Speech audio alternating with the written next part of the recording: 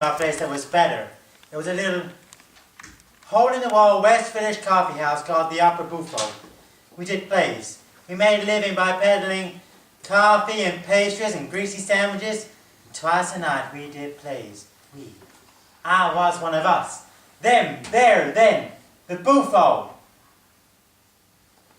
It was the first place I did that.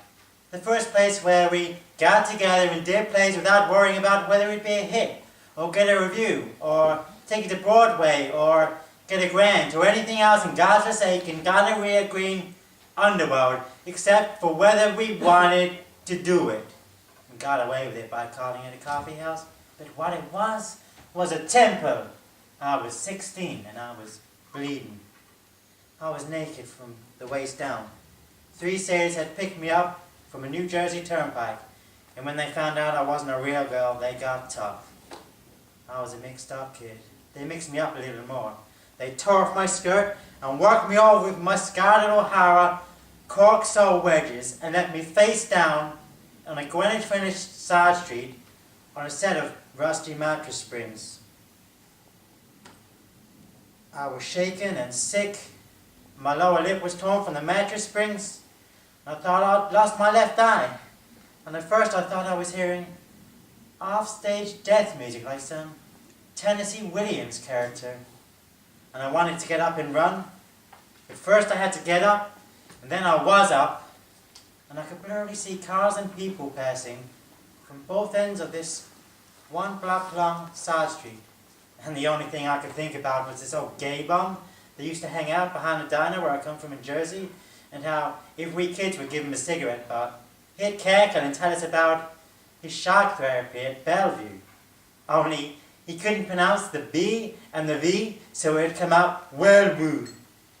And I realized that that's what they'd do to me if they caught me staggering around half naked.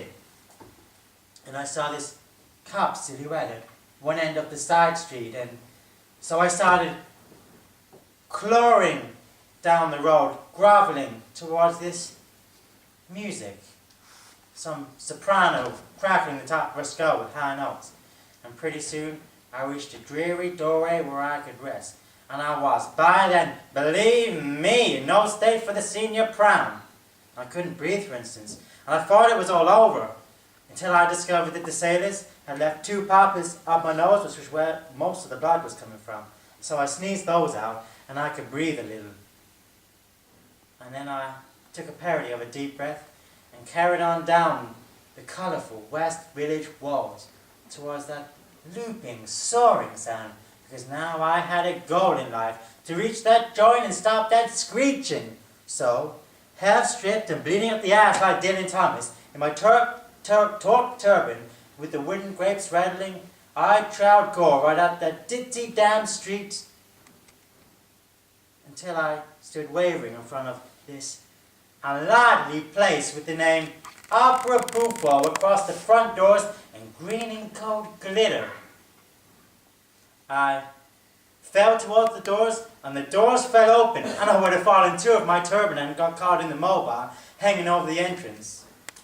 So there I was, grappling at my hair and yelping, and at the rear of this empty, insane coffee house were these shadowy figures. They stood up and started towards me, and there were these little flickering little ice cream lights everywhere, and the walls were laced deep in magazine pages and movie posters and classical reproductions. And one of the people were dressed like a circus clown, and another like something out of the Hitler Youth movement with this glittering necklace of swastikas, and another like a Romany gypsy. And on this little stage, in the middle, was a blonde girl doing a dance like Botticelli's Venus, doing a dance with a quadruple amputee. I thought I'd flipped. But then the clown, Buffo, came into the light. He had this little bristly beard and the biggest eyes I ever saw. And he said in this atrociously phony Italian accent, "Start the show again, Bambini. We heard to the customer." And I screamed, "Stop the goddamn music! Stop it!" And he saw what I looked like, and he said, "Stop it, Augusta the diva. That's not the ladylike way to talk." By this time, the hippie youth were freeing my hair from the mobile. When I said, well, I yelled at him, "Listen, lay off the lasagna, give me some pants."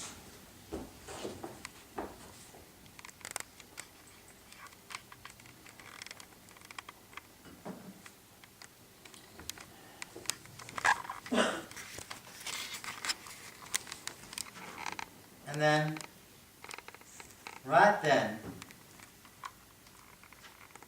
the Romany gypsy and the clown come towards me. And I ran down that incredible length of that incredible place, right across that stage between the blind girl and the amputee to the record player, and I took that record and I smashed it. Then I smashed the pieces, and then I fell right backwards into the arms of the Nazi, the gypsy, and the clown. And the clown Bufo said, "Mamma mia, here's another one. And us not making enough to feed ourselves." Because, you see, right then, immediately, he knew that I was always going to stay. Looking back to the first time I heard about them, I realized they had a way of life we could all imitate. He worked so hard. He was encouraging, inspiring, and so handsome. And young to be a president. And she, well, I was fond of her too. I don't look well dressed the way she dressed. I think she let her publicity people, they had their own publicity people, you know. I think she let the advisors talk her into looking, well, maybe a little less distinguished than she might have looked. The fashion editor used to say, before it happened, well, actually, and after it happened, he used to say that looking at her was like looking at a collage of Doris Day's wardrobe, Elizabeth Taylor's makeup, and Natalie Wood's hairdo. Well, I don't think that was kind. If she'd have been a private person, I'm sure she would have dressed with more restraint and taste. But as it was, she was our ambassadrix to the world. She had to appeal to the masses. Mom, this is how I really feel. The world must be one world, Mom. Take my word for it. That's why I continue the war. If I did not, the Viet Cong would overrun the world. I'm afraid of their leaders. I'm afraid of our leaders too, but at least I know what their aims are. I think. Chick is helping me. He says, we must only fight to save our own individual lives, and not for any cause. He says, it's beyond our control. But I'm deceiving Chick, Mom. I'm fighting for a cause. I'm fighting to make the world one. But isn't that what the other side wants? Isn't that what every one of the other sides wants? Maybe it doesn't matter what people believe, as long as they all believe the same thing. But what thing? I must finalize which of the mutually exclusive alternative one worlds I want to make. But in the meantime, I must love everybody. And I must kill the man that caught me every day and night out of the jungle. That is what you say. That is what Chick says. That is what Buddha says when I let him give me a vision. And that is what I say. I don't understand it. I'll do it. I've been doing it. I did it today. I keep doing it. But I don't understand. Chick understands. In 1965, I saw cops and blacks killing each other on my block in New York. And there wasn't a word of it in the papers. Everywhere it started breaking out. We were living our lives in front of television cameras. That was the way to change things. But Robbie was into political reading. And he, and a lot of the cats, and a lot of the chicks too, were for a violent revolution. But American kids weren't raised for that. They'd start bomb factories, and half the time they'd blow themselves up. Besides, killing and violence were opposed to the basic message of the Beatles and Donovan and Dylan. Like I said to Robbie, if you believe in reincarnation, you want to make the world better the next time you come back. We were dancing on the beach when they came at us out of the dark. We were all mescaline and I thought it was the calm, but it was the MPs. They flashed lights in our eyes and beat us and took us in. I saw them grab Chick, but I didn't interfere. I knew it was wrong to interfere. I should not fight for others. He wasn't fighting for me. Why should he? Or is he a coward? Am I? Has he made me a coward? But we both killed today. Why didn't we kill the MPs and run off into the woods and join the runaway calm? Because you can't take sides, right? Right. But then, what are we still killing cows in the morning for? There was this other thing happening. This now generation, flower children, youth rebellion bit. I was down here when it was happening, but I sort of started this other riff going, you know, the uptown career bit. And, well, once I started the little dominoes toppling, it's kind of hard to stop them. You feel not like an idiot. My friends downtown were doing peace marches and amphetamines. I was nightclubbing and first nighting and just sleeping around. I knew an awful lot of people. I really did. I really do. I can pick up the phone and spend the night with any number of famous people from the 40s and 50s, if I want to. I never went to bed with anybody for a role. Well, that's true. I never got any roles either.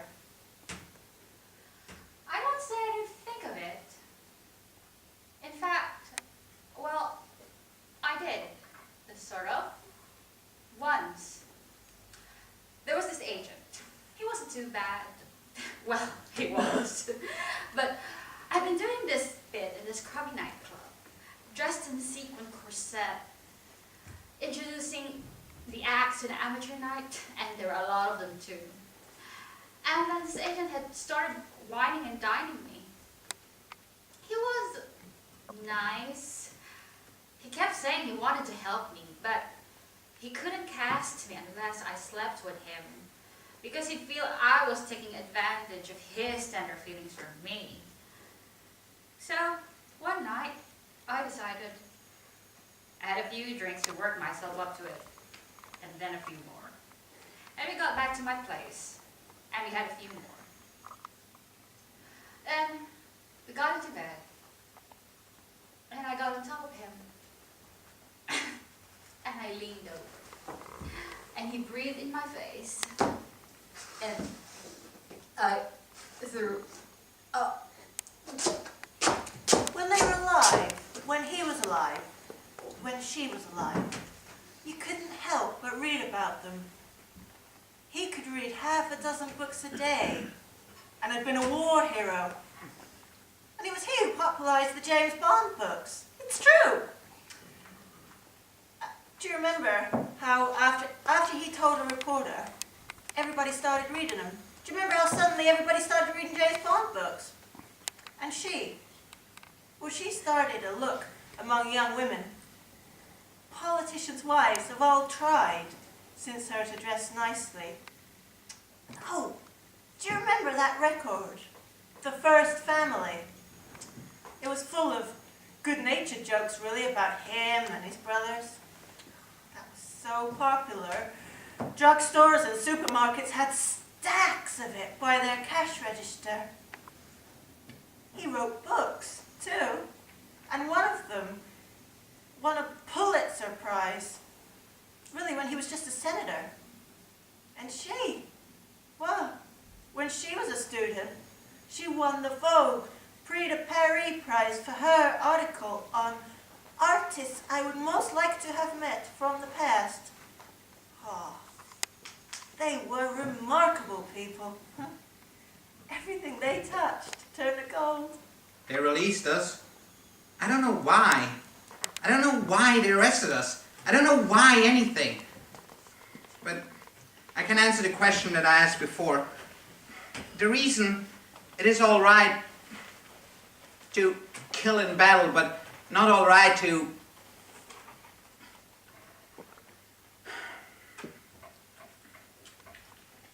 resist authority like all those misguided pacifists are doing back home, it's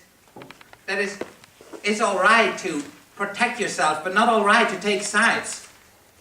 I know that is what Chick has been trying to tell me all along, although he's too smart to talk about it anymore because now they're onto us. I know he's thinking we'll have to be very quiet when we go back to the beach, because we are going back. Because we have to stay sane, right? Right, Mom? Right, Buddha? Right, Chick? Right. About 1966, the Lower East Side here started filling up with insincere kids. They read about the revolution in Time magazine. It was a vacation for them. And the marches would start out as marches for something and wind up as hate rallies, hate whites, hate soldiers, hate Johnson, hate grape growers. The kids who weren't used to slums and ghettos were overdoing drugs. We left and went to San Francisco. Thousands did. The streets of Haight-Ashbury were a carnival. Incredibly young people digging and tripping over each other and dying to live. The big be-in, the first be-in they called a be-in in 1967, that was the peak. Bufo was a ballet dancer who got too fat. So he opened a coffee house with the idea that his dance friends could use a place to congregate. Well, he picked us a dumb location, nobody came. So his family took over to keep him out of sight. Well, after mine gained the entrance, Bufo found a Red Cross nurse's outfit and made the Hitler Youth bearers take care of me. Except Corso, the Hitler Youth, changed the Red Cross to a swastika.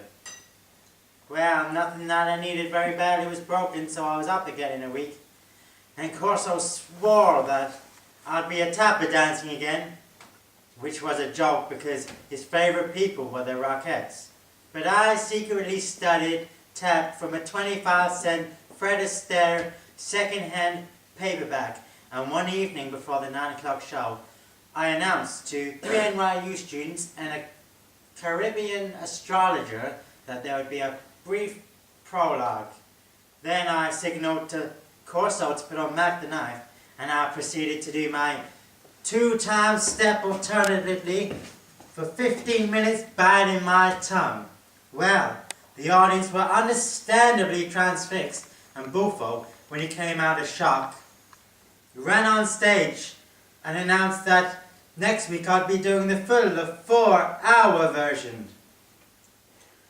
Well, as fate would have it, there was a critic from British Voice there, and he wrote us up as the latest thing in drama. Before we knew it, we had to hire a dishwasher, and the critics came back and we had to hire a waiter, and you had to double up as a frustrated set designer and a host who had revolutionary ideas on costuming, lighting, and menu layout.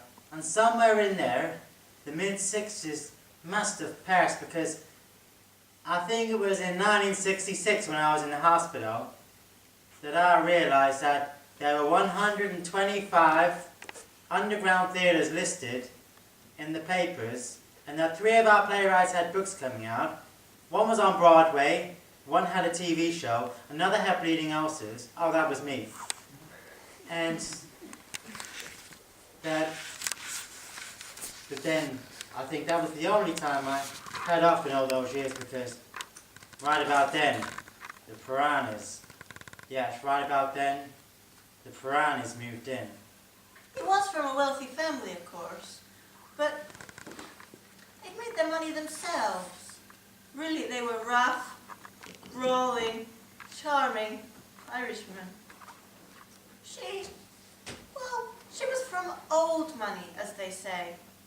If they hadn't met, she'd have been a career girl, a photographer. They were so happy. They loved that musical, Camelot, the story of sunshine and justice. Don't let it be forgot that once there was a spot, for one brief shining moment, that was known as Camelot. Camelot. I think we all had a glimpse of Camelot, maybe once in our lives, before it all crumbled. 2 Kong came onto our beach, Buddha or whoever you are. They came out of the darkness in little wet loincloths. They gave me some pot out of those little lacquered capsules, and we gave them some of ours. We smiled at one another and walked arm in arm along the beach. We showed them our great seashell temple. Not a word was said. We will kill them in the morning if we must, and they will us. I do not hate them, nor do I feel that they hate me, but you cannot tell another's feelings. There's no way to know. They slipped back into the sea and they disappeared. I get 1967 and 1968 confused. There was the Pentagon March. Robbie spent a whole month afterwards sitting in a corner muttering to himself, "Stick flowers in their rifles." They shot Martin and Bobby. They murdered those free black students. And the cops beat down the May Rebellion in Paris, France. Drugs turned into big business. And all these cults grew up. Gurus and prophets and Allah and Jesus. And everybody quarreling over religion and money. San Francisco got to be just awful. We left San Francisco and went over to New York to get ready for the Democratic Convention in Chicago. I mean, people died in Chicago, baby. People you've never heard about. They herd us around with their guns and billy clubs and mace.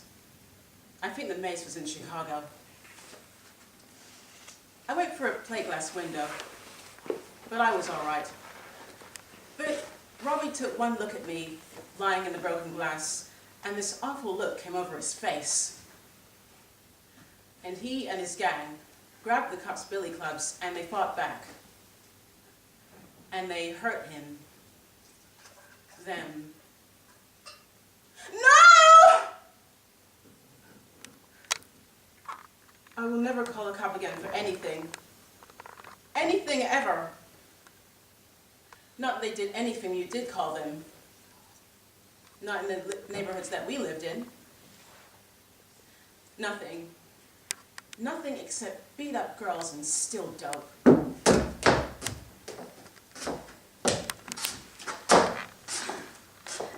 What kept me sane all this time was something I do when I was alone. I'd bathe, slowly, in bath oil, scented bath oil. Then I'd wash and condition and dry my hair and get it all fluffy and lovely. Then I dust myself dry with perfumed dusting powder. Then I do my nails, hand and foot, with a lovely, subtle, clear nail polish. And then I dress myself with these things I never ever wore anywhere else. Underwear. No, lingerie. It was all pink and black lace. And stockings of silk. Not nylon at all, but silk. Dark and seamless. Very expensive. And a gown that looked heavy with glitter, but was actually lovely, light and clinging. And then this boa I'd gone crazy for and worked extra shifts at the Metropole to get. This huge, downy, soft, white number that engulfed me like a cloud. Then I'd stand before the mirror and remind myself just what it was I wanted to do. A heart as big as the known world, the moon glowing to fullness within me. My great liquid eyes, like the great southwestern skies. My flesh, delicious as the tender petals of little flowers.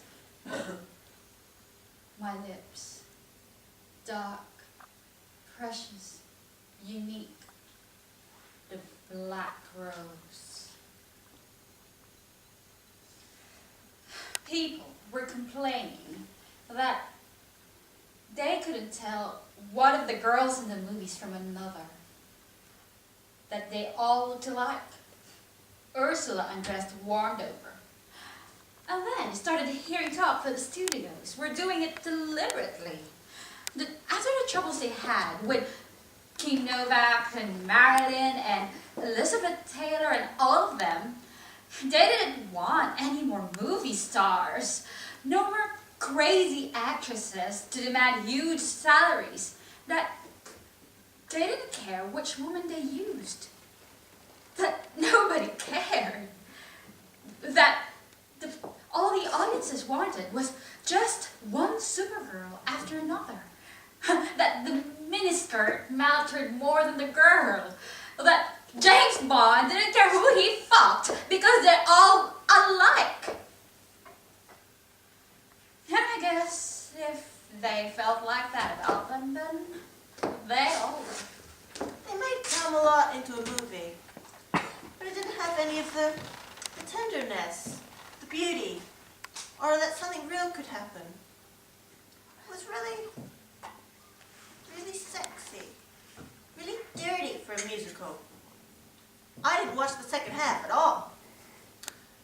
People don't seem to, I'd have thought people would have written into the newspapers about them messing up the president's favorite musical. But people seem to have forgotten things like that. In fact, I was walking down Orchard Street one time. You know, the little road with the push charts where they sell things cheap? And they'd replaced all the pictures of him with pictures of a movie star who'd just died. Just, not for any reason, just because she died. And you know the stores with the frames and the pictures in the frames, when it's the frames they're trying to sell and not the pictures. Well, instead of having him and Bobby Kennedy and Martin Luther King, they just had pictures of this movie actress. Just because she died. It was horrible. People seem to remember, they seem to care, but they seem to have got things all mixed up. The Bufo had been started by rejects, nomads, exiles, rebels, outcasts. And now that the establishment critics had started setting the place on that basis, we started drawing the real rot, the junkies and the psychopaths. We never needed critics before, we sold sandwiches.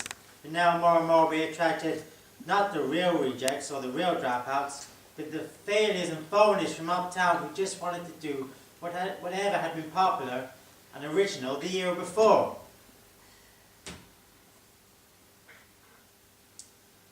And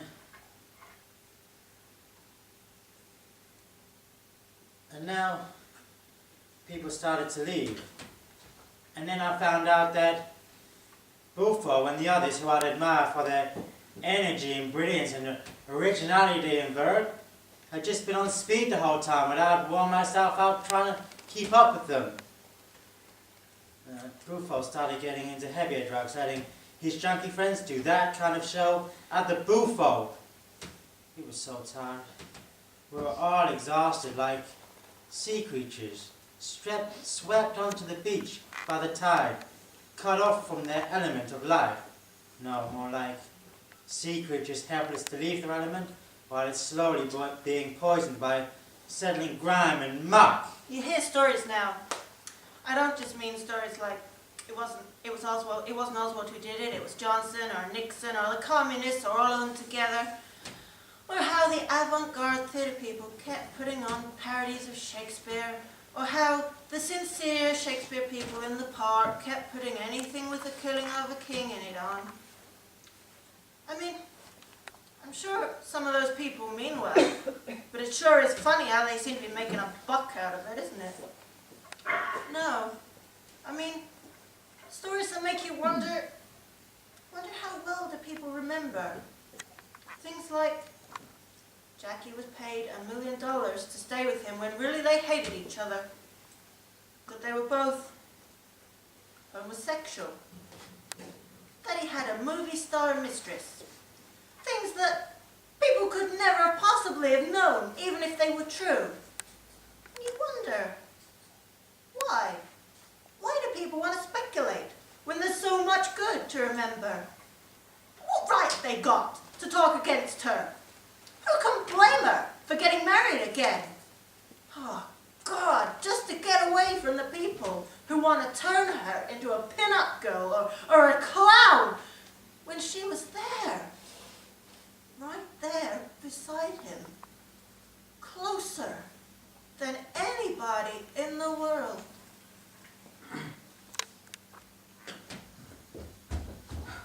I think Chick is in league with the Viet Cong.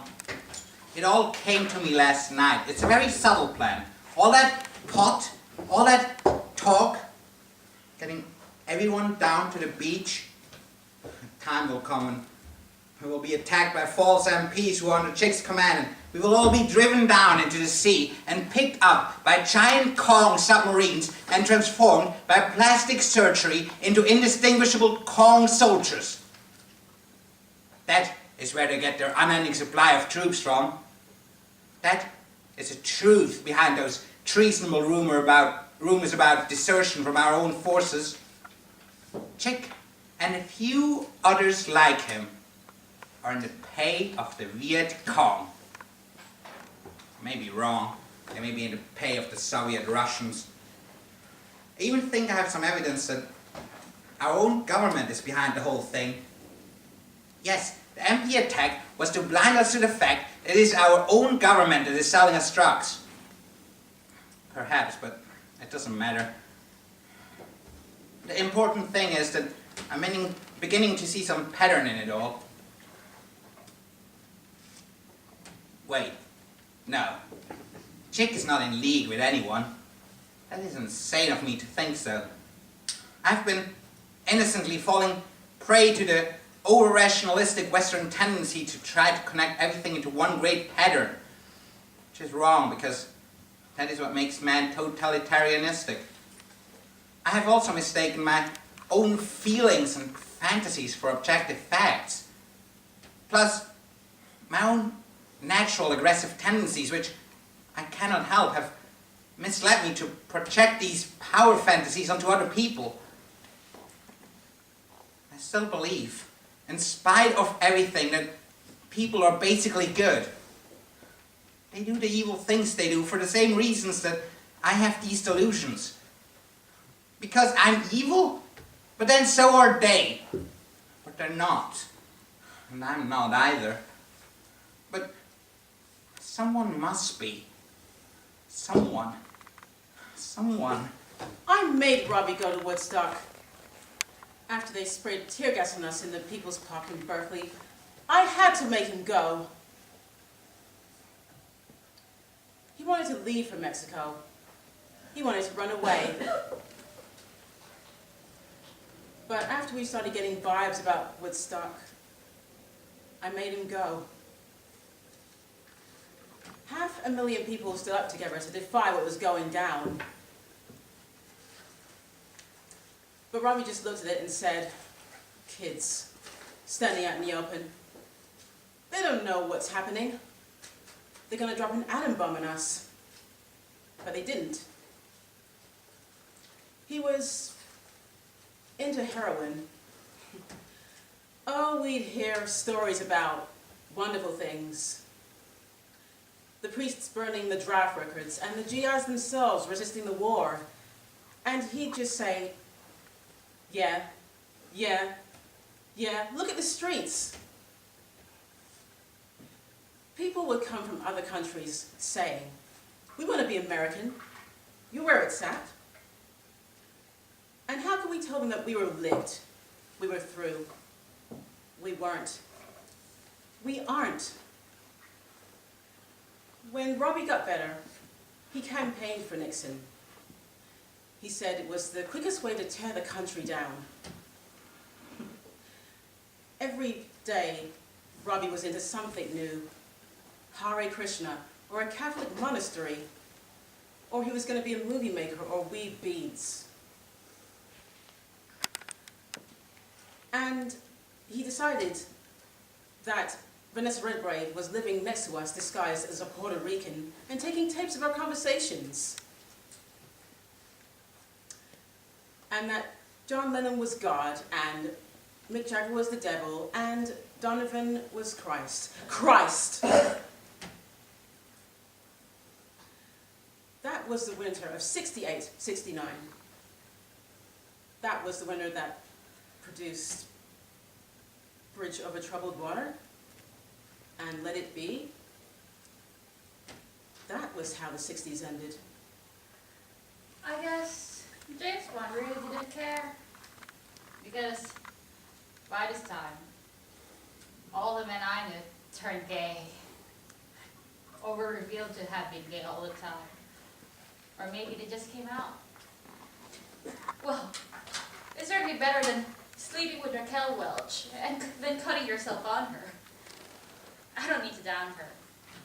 She did a terribly difficult thing at a time when it just didn't pay to be a girl at all.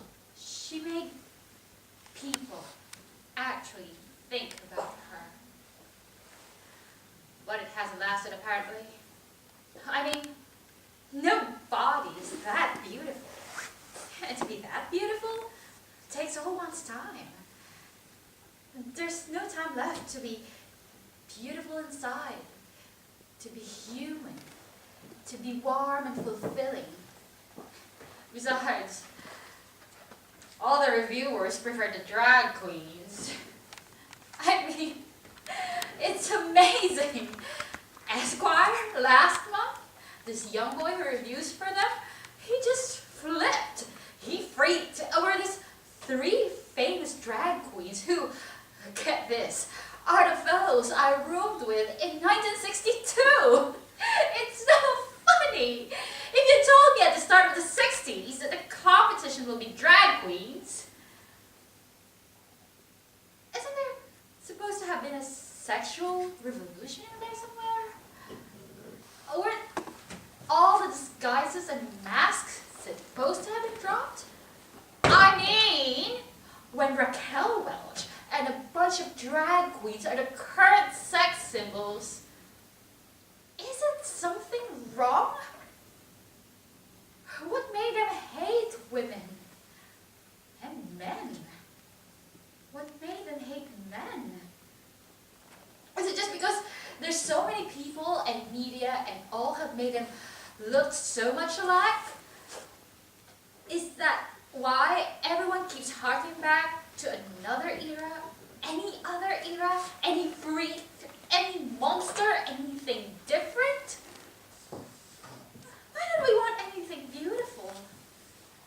Why don't we want anything beautiful to be, to exist, to live? Is it overpopulation or what? Are we instinctively avoiding reproduction?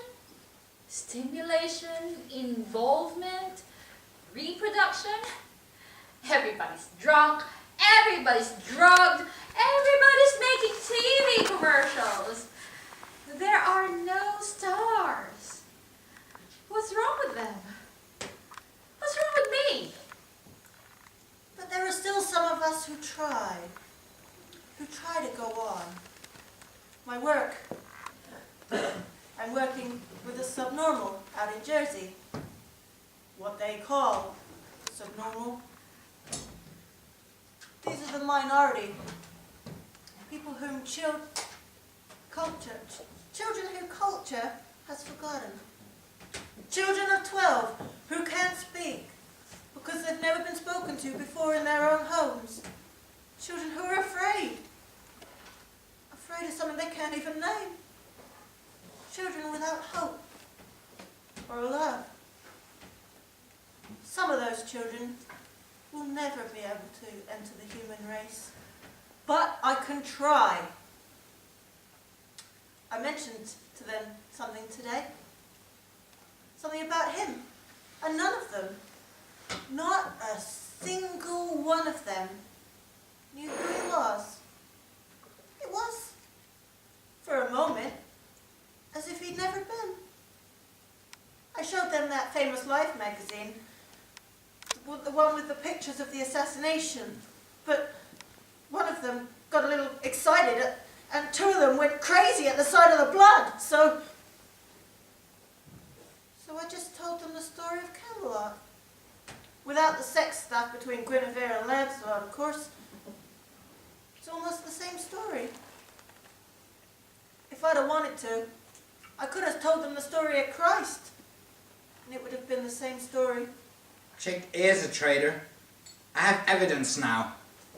Today, we entered a bombed-out village where all the people were dead, except that a single Kong soldier jumped at me from behind a pile of dead bodies and knocked me down and raised his bayonet over me, prepared to bring it down on my head, or possibly my neck. And Chick, my teacher, Chick, who was relieving his bladder and should have continued to do so, Chick, groovy Chick, turned around and shot him in the head and sent him flying away. Got up and I thanked him, but he knew, could tell by the expression on his face and by certain vibrations that he knew, that I knew, that he had betrayed everything we believed in. Because he took sides at a time when there was no danger to his own individual life. Chick took sides and killed to save mine. Chick is a traitor, Mom.